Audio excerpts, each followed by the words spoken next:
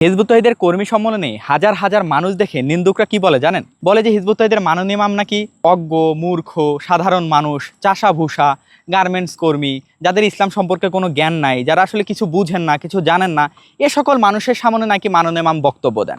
এনারাই নাকি মাননীয় ইমামের কথা শুনে হাততালি দেন। মানে এমন একটা ভাব যে মাননীয় ইমাম এই অজ্ঞ, মূর্খ শুধু এদেরই নেতা, হিজবুত তৌহিদের আর কেউ সমর্থন করে না। এখন এই নিন্দুকরা কি বলবেন? এখন তো হিজবুত তৌহিদের মাননীয় ইমাম রাজধানীতে জাতীয় প্রেস ক্লাবে বড় বড় সাংবাদিক থেকে শুরু করে বড় বড় নেতা, বড় বড় আমলা, বড় বড় বিশ্ববিদ্যালয়ের টিচার, তাদের সাথে বসতেছেন, তাদের সাথে মত বিনিময় করতেছেন, তারা মাননীয় ইমামের বক্তব্য শুনতেছেন, তারা মাননীয় ইমামের বক্তব্য শোনার পর মন্তব্য করতেছেন, মতামত দিচ্ছেন। এরপরে তো হিজবুত তৌহিদের মাননীয় ইমাম একটা চমক দেখাই দিলেন। কিছুদিন আগেই দেশের সামরিক কর্মকর্তা যারা আছেন অবসরপ্রাপ্ত এবং যারা আমলা আছেন, রাজনৈতিক বিশেষজ্ঞ আছেন, তাদের সাথে মাননীয় ইমাম বসলেন, মত বিনিময় করলেন। আমি জাস্ট আপনাদের নামগুলো শোনাই, একটু শুনেন।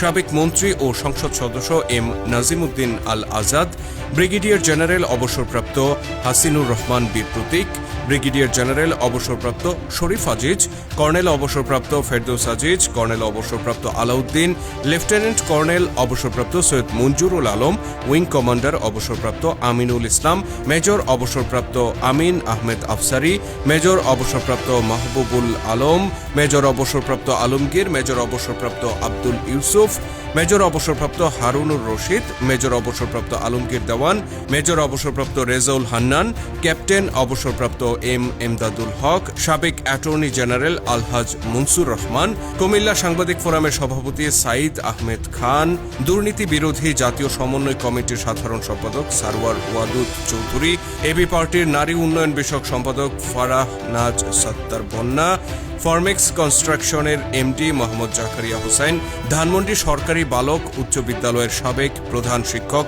মোহাম্মদ ইনসান আলী, বিশিষ্ট কথা সাহিত্যিক আমির হোসেন, ইঞ্জিনিয়ার কাজী রেজাউল ইসলাম, ইঞ্জিনিয়ার মোহাম্মদ রানা, অ্যাডভোকেট মোহাম্মদ ইয়ারুল ইসলাম, অ্যাডভোকেট মিজানুর রহমান সবুজ, অ্যাডভোকেট মোহাম্মদ হাসান আলী, অ্যাডভোকেট মোহাম্মদ আকবর হোসেন এবং অবসরপ্রাপ্ত ব্যাংক কর্মকর্তা আবুল হোসেন সহ বিভিন্ন শ্রেণী পেশার গুরুত্বপূর্ণ ব্যক্তিরা। এনাদের সাথে হিজবুত তৌহিদের মাননীয় ইমাম জাতীয় প্রেস ক্লাবে বসে মতবিনিময় সভা করলেন। এনারা কি মূর্খ? এনারা কি অজ্ঞ? এনারা কি কিছুই বুঝেন না? তাহলে এই যে যারা রাষ্ট্র চালাচ্ছেন, যারা সত্যিকার অর্থে যারা নেতৃত্ব দিচ্ছেন, এই মানুষগুলো মাননীয় ইমামের বক্তব্য শুনলেন, মাননীয় ইমামের বক্তব্যের প্রশংসা করলেন, মাননীয় ইমামের প্রশংসা করলেন এবং তারা বললেন যে না, মাননীয় ইমামের সাথে তারা আছেন। এটি হচ্ছে নিন্দুকদের মুখে একটা চপেট আঘাত। যারা বলেন হিজবুত তৌহিদের মাননীয় ইমাম অজ্ঞ, মূর্খ বা যারা কিছুই বুঝেন না, তাদের সামনে বক্তব্য রাখেন তাদের জন্য।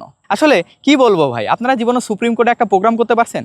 কিছুদিন আগেও আমাদের হিজবুত তৌহিদের মাননীয় ইমাম তিনি সুপ্রিম কোর্টে গেলেন এবং সেখানে বলে আসলেন যে আল্লাহর বিধান ছাড়া এদেশে শান্তি আসবে না এবং আল্লাহর বিধান অনুযায়ী বিচার ব্যবস্থা পরিচালিত হবে কিভাবে, সেই বিষয়ের রূপরেখাও কিন্তু তিনি তুলে ধরলেন। এবং মজার বিষয় হচ্ছে সেখানে উপস্থিত অনেকেই হিজবুত তৌহিদের মাননীয় ইমামের প্রশংসা করলেন এবং হিজবুত তৌহিদের সাথে একমত হলেন। আসলে আপনারা কার বিরোধিতা করতেছেন?